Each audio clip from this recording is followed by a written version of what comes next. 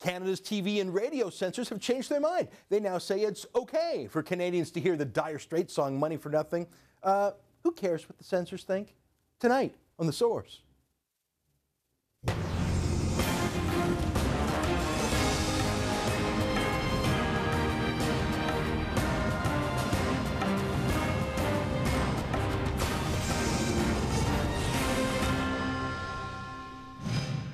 The Canadian Broadcast Standards Council, the secretive group of censors who regulate every Canadian TV and radio station, well, except the CBC, of course, made a stunning admission yesterday.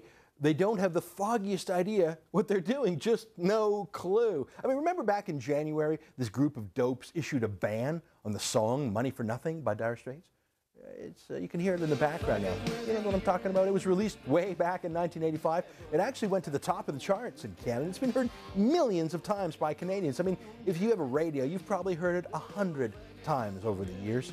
Well, moving at the speed of government, 26 years later, the Canadian Broadcast Standards Council finally decided to ban the song because it has the rude word faggot in it. That's sort of like those creeps who go through kids' cartoons frame by frame looking for things that look like naughty pictures. I mean, it's a bit pervy to be so focused on these things, don't you think? Anyways, these sex-obsessed, profanity-obsessed censors decided that the word faggot could not be heard by Canadians, even though in the song the word was used to highlight anti-gay bigotry and to criticize it. It's called satire.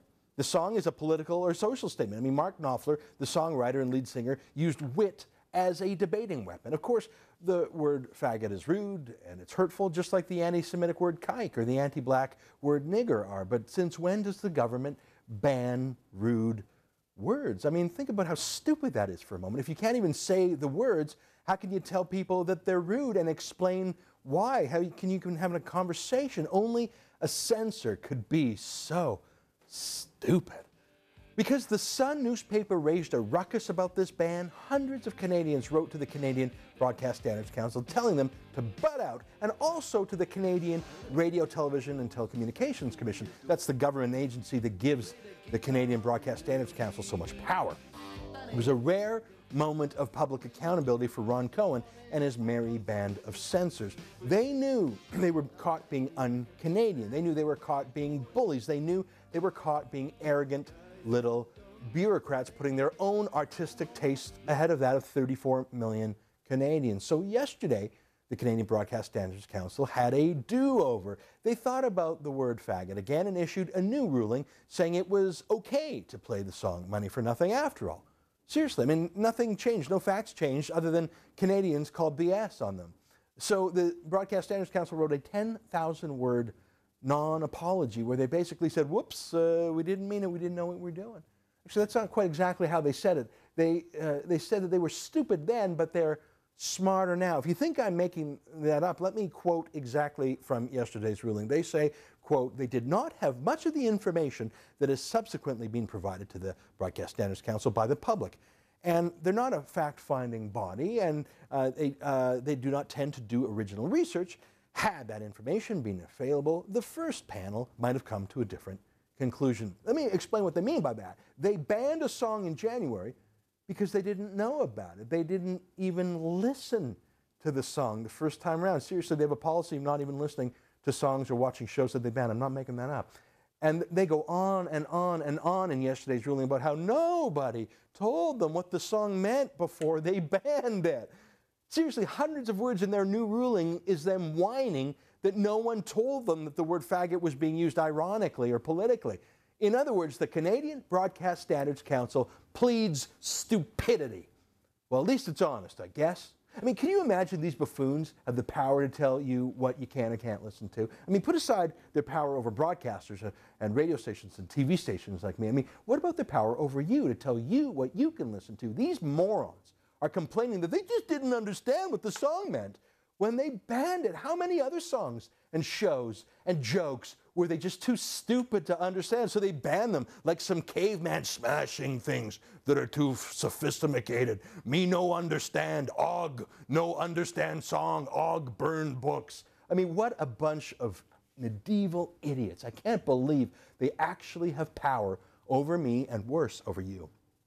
Now, we called up the chief censor, Ron Cohen. We've emailed him before, inviting him on the show to answer for himself. Here's what he wrote to us last time around. This is from his email to us. Although I am honored by the invitation, I think I will not accept it. Huh.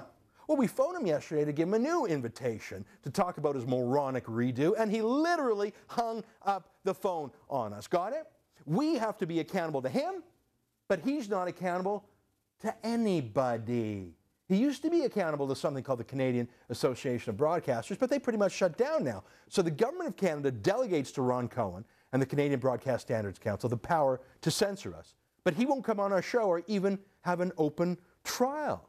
We're not allowed to attend a trial of our show. Mark Knopfler was not allowed to attend a trial of his song. Did you know that? There's one little detail I should add, though. The government broadcaster, the CBC, is not covered by the Canadian Broadcast Standards Council, and neither are foreign TV channels like Al Jazeera. They're allowed to run whatever they like, and Cohen can't stop them. And there's a cherry on top of this, too. Cohen won't come on our show to answer for his boneheaded censorship, but he loves going on the CBC to talk about how he censors private broadcasters. Why wouldn't he? The CBC hates private sector broadcasters too.